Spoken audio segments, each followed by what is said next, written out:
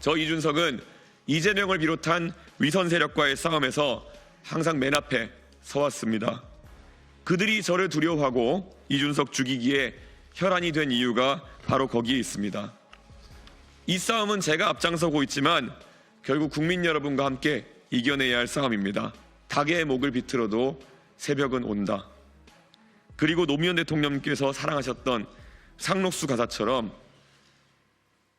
깨치고 나아가 끝내 이기겠습니다.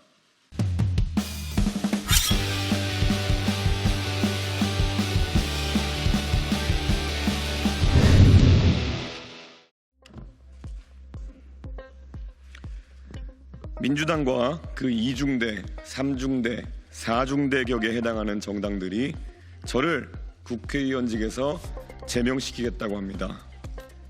이재명 유신 독재의 출발을 알리는 서곡과도 같습니다. 이재명 후보가 만에 하나라도 집권하게 된다면 어떠한 일이 벌어질지 예고편처럼 보여주는 풍경입니다.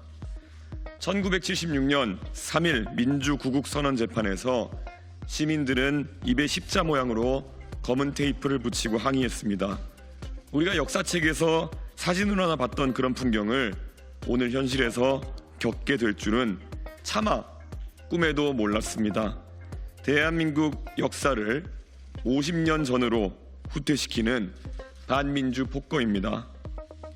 저를 제명하겠다고 하면 물론 언론사 기자들에게도 보도 지침을 만들어 겁박하고 이른바 민주파출소를 통해 카톡 검열, 유튜브 검열까지 하고 있습니다. 저들은 지금 자신들이 무슨 짓을 저지르고 있는 줄도 모를 것입니다. 입만 열면 김대중, 노무현 정신을 외치더니 전두환의 계엄 정신을 이어받은 세대인가 봅니다. 윤석열은 정권 잡고 나서 저를 죽이려 들더니 이재명은 정권 잡기도 전에 저를 죽이고 시작하려는 것 같습니다. 거두절미하고 말씀드리겠습니다. 저는 죽지 않습니다. 분연히 맞서 싸우겠습니다. 닭의 목을 비틀어도 새벽은 온다 하셨던 김영삼 전 대통령의 말씀을 기억하겠습니다. 이 싸움은 전선이 분명합니다. 이재명 같은 독재자, 유시민 같은 궤변론자, 김어준 같은 음모론자와의 싸움입니다. 그들을 교주처럼 떠받들면서 우리 사회의 자유와 민주, 과학과 합리의 공기를 질식시켜왔던 그 세대에 맞선 총력전입니다. 인권과 민주주의를 전매특허처럼 여기는 세력이 상대의 인권을 짓밟는 일은 예사로 알고 약자를 비하하고 조롱하고 계층과 세대로 대한민국을 갈라놓고도 그런 세상을 만들어 놓고도 문제의 해결을 촉구하는 정치인을 오히려 갈라치기라고 몰아세우는 책임전가 세력과의 전면전입니다. 민주화 평등을 말하더니 속으로는 학벌주의와 선민의식에 찌들어 뒤로는 온갖 부정과 협잡을 일삼으면서 부와 명예를 물려주려고 하는 내 자식 제일주의 세력, 여성과 노인을 앞세우더니 음침한 골방에서 여성을 성희롱하고 폭행하는 범죄 행위는 가장 많은 정당, 수시로 노인 비하도 서슴지 않았던 사람들에 대한 전국민적 심판입니다. 자신들은 유죄 판결이 난 사건에 대해서도 거짓말이라고 끝까지 잡아떼면서 상대방을 향해서는 이미 무혐의로 종결된 사건을 가지고도 성상납인이 하는 입에도 담기 힘든 저급한 용어를 끊임없이 반복하여 조롱하는 우리 권리 유일주의 세력.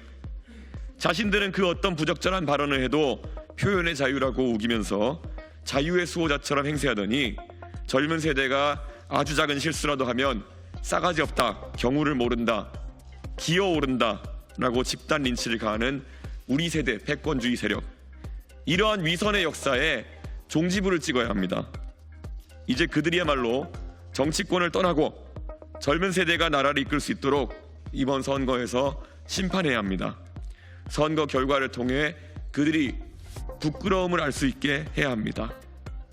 저 이준석은 이재명을 비롯한 위선 세력과의 싸움에서 항상 맨 앞에 서왔습니다. 그들이 저를 두려워하고 이준석 죽이기에 혈안이 된 이유가 바로 거기에 있습니다. 이 싸움은 제가 앞장서고 있지만 결국 국민 여러분과 함께 이겨내야 할 싸움입니다. 저희 개혁신당은 의석이 3석밖에 되지 않고 기득권 정당에 비해 자금도 턱없이 부족합니다. 국민 여러분께서는 그런 저에게 10% 넘는 지지로 시작할 용기를 주셨습니다. 이제 15% 넘는 지지로 저희에게 갑옷을 입혀주시고 20%, 30% 넘는 지지로 적토마와 긴 창을 주신다면 우리는 이 전쟁에서 반드시 승리할 수 있습니다. 기적은 시작됐습니다. 사전투표가 오늘 마무리되었고 본투표에서도 기적은 계속될 것입니다. 다시 김영삼 대통령님의 말씀을 되새깁니다. 닭의 목을 비틀어도 새벽은 온다. 그리고 노무현 대통령께서 사랑하셨던 상록수 가사처럼 깨치고 나아가 끝내 이기겠습니다. 감사합니다.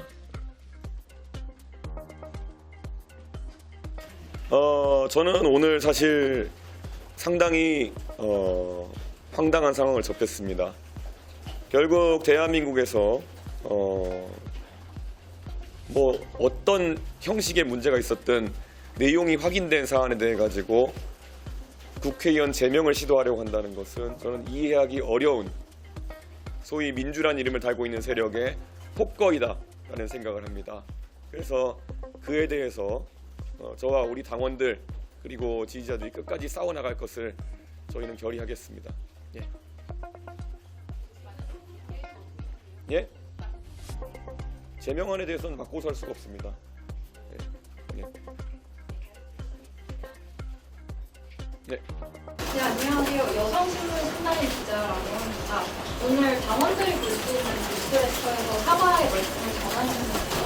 근데 이제 부적절한 표현, 추위의 문제에 대해서 얘기를 하셨는데 구체적으로 무엇을 잘못하셨다고 생각하시는지 한 말씀. 제가 누차 지금 3번 정도 기자분들 앞에서 말씀드린 것처럼 결국에는 그 표현을 제가 저 스스로는 아무리 순화해서 검증 과정에 나섰다 한들 국민들께 생각하는 그 기준에 부합하지 않았기 때문에 제가 그 부분에 대해 가지고 굉장히 죄송하게 생각한다라는 말씀을 드리는 것이고 우리 당원들과 또 지지자들에게는 특별히 따로 한 번 더 말씀드린 겁니다.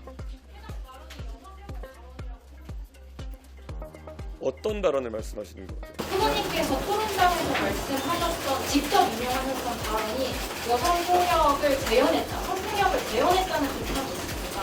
이에 대해서 어떻게 생각하십니까? 저는 그것이 연상작용을 일으켰다라는 비판에 대해서도 저는 수용할 의사가 있습니다. 그리고 그것에 대해 가지고 제가 형식적으로 제가 굉장히 잘못한 부분에 대해 가지고 사과한다는 이야기를 한 것이고요. 그런데 말씀하시는 것이 그러면은 원래 그것의 원래 원소스였던 그런 문구 그것이 저는 폭력적이냐는 그것에 대해서는 굉장히 문제가 될 만한 사안이고 그리고 그 내용은 사실 저도 온라인상에서 제가 페이스북이나 SNS 활동을 하면서도 가끔 거친 표현들을 보긴 합니다만은 그런 형태의 표현은 굉장히 왜곡된 성의식을 보여주는 것이다. 제가 그래서 그것에 대한 양당의 기준치를 물어보기 위해서 토론의 자리에서 그 질문했다는 것은 이미 주지의 사실일 것입니다. 그러나 그것을 제 나름 완화하고 순화하는 과정에서 국민 기대치보다 덜 순화한 것에 대해 가지고 제가 굉장히 죄송하게 생각한다는 말씀을 드리는 겁니다. 네. 민주당 선생님이 대변인이 이동호 씨에 대한 혐오 표현이랑 허위 사실을 보도하면 책임을 묻겠다고 하는데 어떻게 생각하세요? 저는 그것은 민주당이 언론의 재갈을 부리려는 행위다 이렇게 생각합니다. 민주당은 지금 사전투표가 진행되는 과정이기 때문에 이 시기만 넘기면은 사실 선거 결과에 크게 영향을 주지 않을 것이라 생각해서 언론의 입을 틀어막고 있습니다. 그런데 우리 국민들께서 그 발언이 실제로 존재했는지 여부와 그리고 그 발언에 대해서 민주당이 어떻게 생각하는지 정도는 아셔야 된다고 생각합니다. 그런데 그것에 대해서 계속 정확한 답변을 하지 않고 가짜 뉴스라고 시간을 벌려고 하는 그런 모양새는 민주당이 책임 있는 자세가 아니다라고 생각합니다. 그리고 국회의원 제명이니 뭐니 이런 식의 다른 물타기식 뉴스를 내보내가지고 그것에 대한 사실관계 검증을 막는 것 이게 민주당의 언론관이고 실제 본인들의 정치 행태다 이렇게 말씀드리겠습니다. 대기업의 조현호 기자인데요. 이게 그 TV 토론에서 그런 발언을 한 것이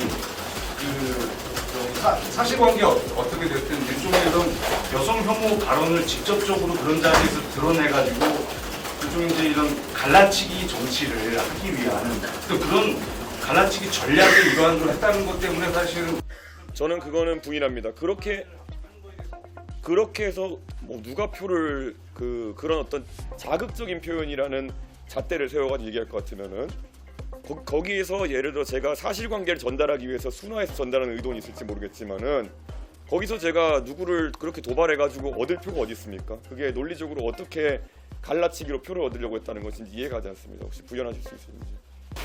그러니까 자극적인 표현으로 여성에 대해서 그런 자극적인 표현을 오히려 함으로 인해서 더 주목을 끌고 그 주목을 끌어서 그렇게 하면 예를 들어 좋아할 여성이나 남성이 있습니까? 네, 저는 뭐 그거는 논리 자체가 굉장히 의도를 넘겨짚은 것뿐만 아니라 굉장히 그건 이상한 논리라 생각합니다. 분명히 외곽에서 여성 단체에서는 이준석 후보만 이제 막 비난을 하고 이제 그게 성폭력 혐오 발언이라고 이야기하는데 정작 그거를 원래 이야기했던 이재명 후보 아들에 대해서는 아무 언급이 없는 건데 이런 약간 모순에 대해서 어떻게 보세요?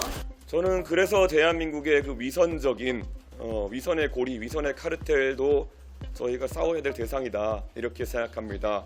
실제로 대한민국의 정치사에서 무수히 많은 검증과 그리고 그에 따른 어떤 뭐 대응이 있었지만은 이런 식으로 대처하는 경우는 전 처음 봤습니다. 예를 들어 지난 대통령 선거 과정에서 그때는 영부인 자격을 놓고 김건희 여사에 대한 검증을 하는 과정에서 김건희 여사가 어떤 인물인지는 차치하고라도 그에 대해 가지고 뭐 어떤 예명으로 부른다든지 아니면 여러 가지 그런 사안들에 대해서 민주 진보 진영이라고 하는 곳이 보였던 자세 아니면 여성 단체나 이런 것을 보였던 자세라는 것이 어떻게 지금 와서 보면 그렇게 위선적일 수가 있겠느냐라는 판단을 하는 것이고 저는 제가 아까 말했듯이 저도 놀랐던 것이 사실 가치 중립적인 단어라고 저는 생각했지만은 그 부분에 있어서 불편하신 분들이 많았다고 하기에 제가 잘못했다라고 사과하는 것인데 분명히 한 달도 채 지나지 않은